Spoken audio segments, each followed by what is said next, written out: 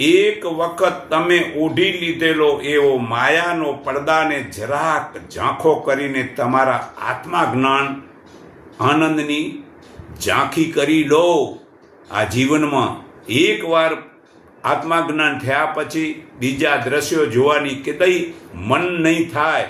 અરે દ્રષ્ટિ તે ફેરવાઈ જઈને તે દેખાય છે તેમાં પરમાત્માના દર્શન થશે. પરંતુ તે પહેલાં તમે તમારા શ્વાસને જોવાનું કરીને અંતર્મુખ થતાં શીખી લો. 3 દિવસ મૌન, ઉપવાસ અને એકાંતમાં રહીને પોતાની દ્રષ્ટિને સુધારીને પરમાત્માને જોઈ શકે છે. ભક્ત પરમાત્માના આનંદરસ સ્વરૂપમાં સતત સ્થિર ત્યારે જ રહી શકે છે કે જ્યારે શબ્દ, સ્પર્શ, રૂપ, રસ અને ગંધના આ 5 વિષયોની અસર તેના મનમાં યાદ નથી. જો સાધક પોતે પોતાના શ્વાસમાં સતત ઓતપ્રોત રહેતો હોય તો આજુબાજુના અવાજની કોઈ પણ અસર નહીં થાય, કારણ કે પોતે પોતાના શ્વાસનો તે શબ્દને સાંભળી રહ્યો છે.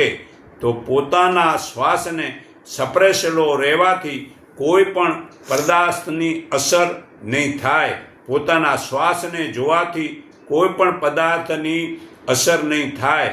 પોતાના શ્વાસના જ સ્વાદને ચાખે છે તેને ભોજનના સ્વાદની અસર નહીં થાય.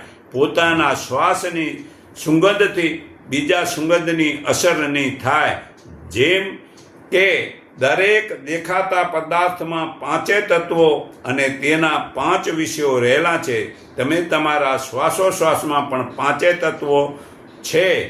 પૃથ્વી, જળ, અગ્નિ, વાયુ અને આકાશ તથા 5 વિષય શબ્દ, સ્પર્શ, રૂપ, રસ અને ગંધ રહેલા છે. હવે તમે તમારા શ્વાસને જીતી લો કે 5 તત્વો અને 5 વિષયો તમે જીતી લીધા છે. અને જેણે 5 તત્વો અને 5 વિષયો જીત્યા છે તેને દેખાતા જગતનો અનુભવ બંધ થઈને પરમાત્મા નિરાકાર પ્રભુનો સતત અનુભવ થયા કરે છે.